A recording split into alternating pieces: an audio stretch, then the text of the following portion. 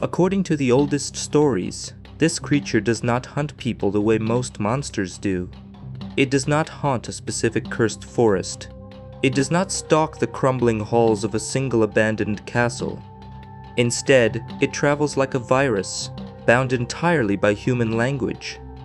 If you speak the language, you are already inside its hunting ground. This single detail changes everything. It implies that there is no geographic safe zone. You could flee across oceans, hide in a desert, or lock yourself in a modern high-rise. But if you carry the words and the culture with you, the entity can find you. But how can a physical creature be summoned merely by syllables and grammar? And why is it that those who claim to have seen it can never agree on what it actually looks like? The answer lies hidden in a centuries-old puzzle, and we will uncover the chilling truth behind its existence later in this story. For now, you must understand the immediate danger it presents.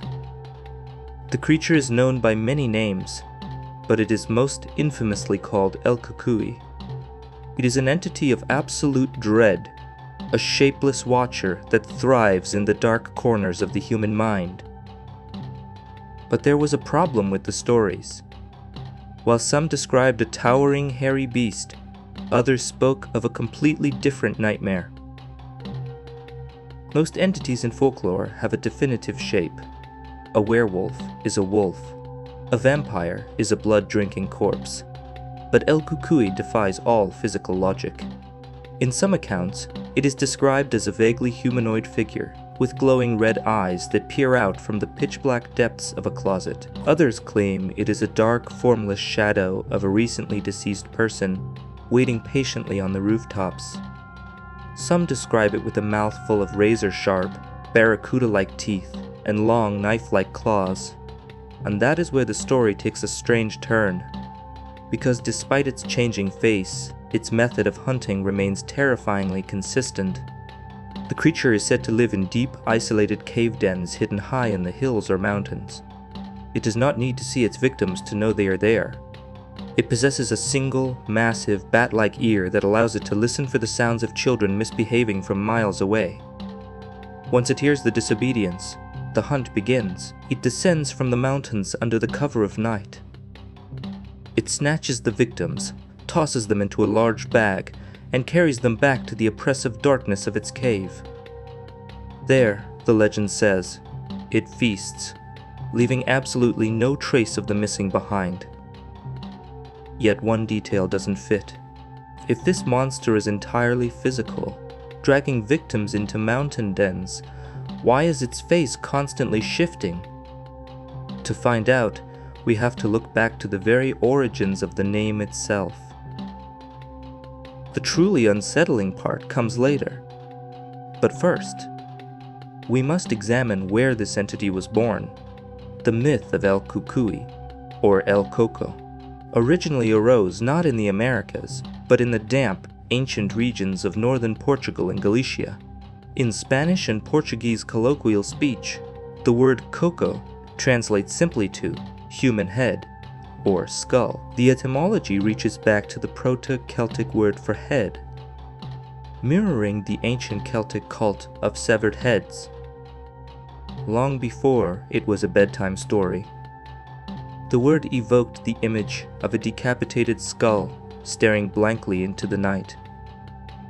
But how did a word for a skull become a flesh? And blood monster? Most people don't realize that the legend is bizarrely connected to a common piece of fruit.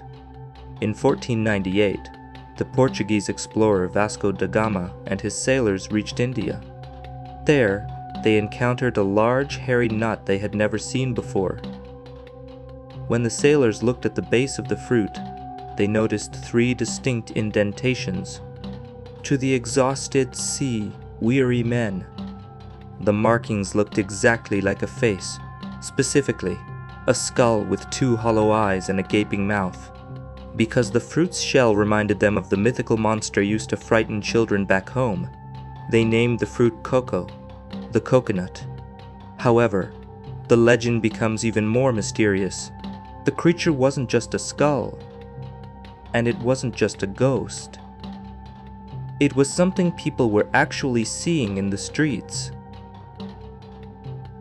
What happened afterward changed the legend forever. The entity began to bleed into reality, taking on the terrifying traits of real-world figures. In Portugal, during the darkest days of history, fearful-looking men roamed the cobblestone streets. They wore long, black hooded cloaks to conceal their identities. Their faces were entirely covered, save for 2 small holes cut out for their eyes. These men were known as the Farricocos. They had an ominous, deeply unsettling presence. Their job was to publicly announce the passage of the condemned, shouting out the names of criminals and their horrific crimes so everyone in the town would hear.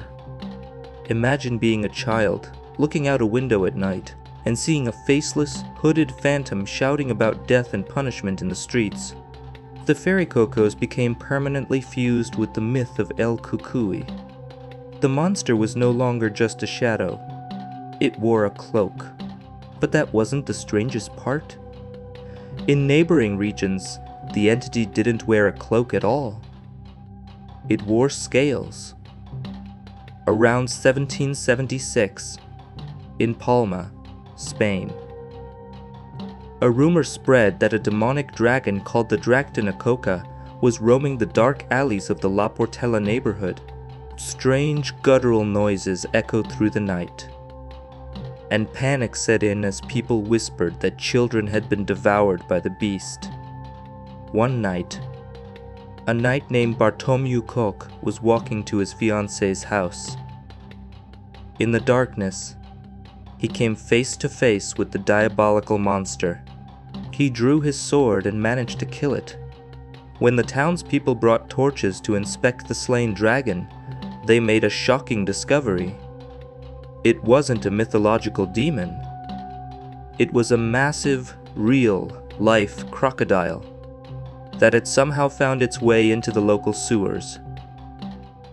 The animal was preserved and is still displayed today in a museum. A hooded man in one country, a sewer crocodile in another. The legend of El Cucuy was absorbing the real-world terrors of the people who spoke its name. Yet, there is a missing piece to this puzzle. If the monster is just a combination of spooky costumes and misplaced reptiles, why do parents continue to invite it into their homes?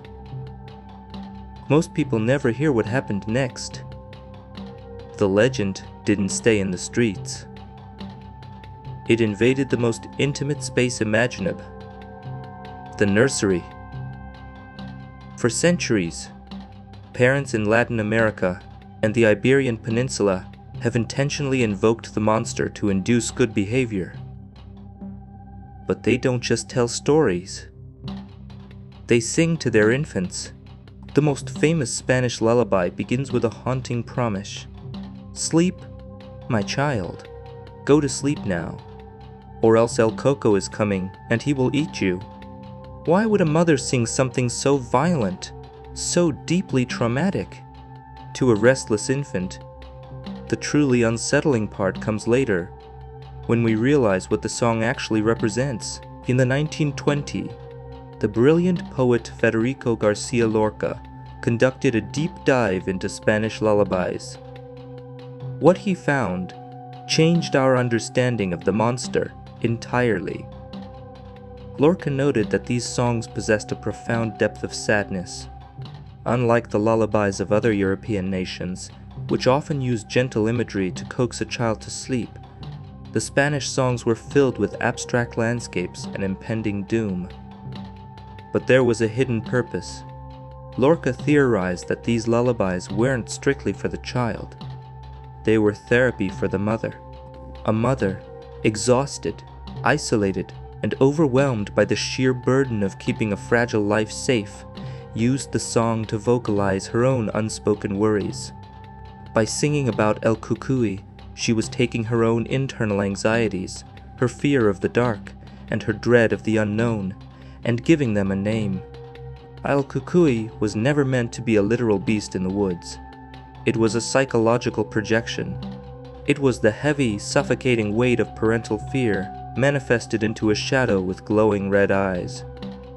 that should have been the end of the story, a psychological coping mechanism disguised as a ghost. But the legend refused to stay confined to lullabies and ancient poetry.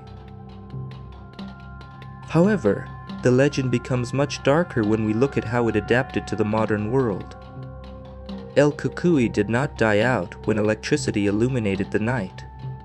It simply evolved, proving that a monster bound by language can mutate whenever the language itself changes. When the Portuguese and Spanish colonized Latin America, they brought their language, and consequently, they brought the monster.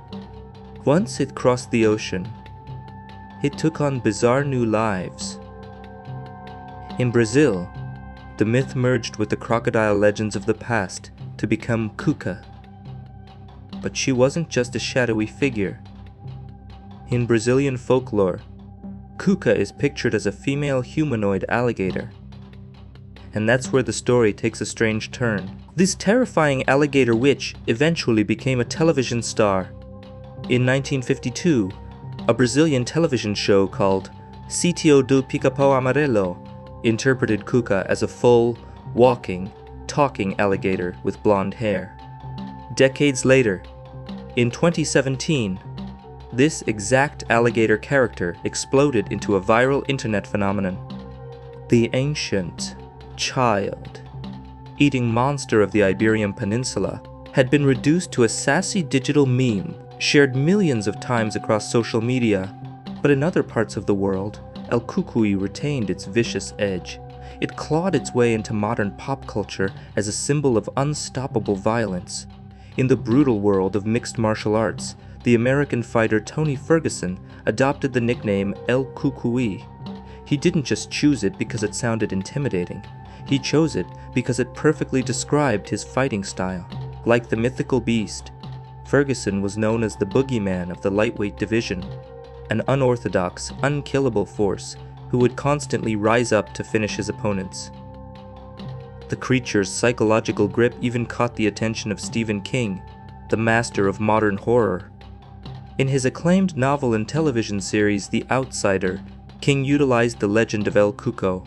He portrayed it as a parasitic, shape-shifting entity that commits unspeakable crimes and feeds off the grief and misery of the victims' families. Even Universal Studios resurrected the beast for their Halloween Horror Nights, creating a terrifying maze called El Cucuy, the Boogeyman. They enlisted Hollywood villain actor Danny Trejo to provide an exclusive, chilling narration, bringing the age-old fear of the child eater to life in a maze filled with muffled cries and shape-shifting trickery. The entity was everywhere. It was in internet forums, fighting cages, horror novels, and theme parks. Every mystery we have explored answers one question, but introduces a far more disturbing reality. We asked what the creature was. We discovered it was a shapeshifter, a hooded man, a crocodile, and an alligator witch. We asked where it came from. We traced it back to ancient Celtic skulls and the haunting lullabies of exhausted mothers. We asked how it hunts. We learned it travels not by physical footprints, but through the spoken word. But a final mystery remains. Why, after hundreds of years, do we still feel a chill when we hear the name El Cucuy? Because the most terrifying part of the legend is not what the creature is, but what it represents. El Cucuy does not have a single definitive face because it is a mirror.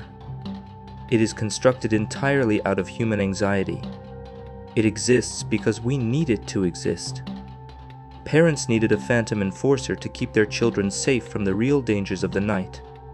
Mothers needed a vessel to hold their overwhelming fears. Society needed a face to put on the shapeless dread of the unknown. As long as there is darkness, and as long as there are words to describe what might be hiding in it, the entity will survive. It will continue to listen with its giant ear, waiting patiently in the hills. It will continue to shift its shape to match whatever terrifies a new generation the most. You can lock your doors. You can turn on all the lights. But remember the single most dangerous detail about this creature. It does not need an open window to enter your home. It only needs you to speak its name.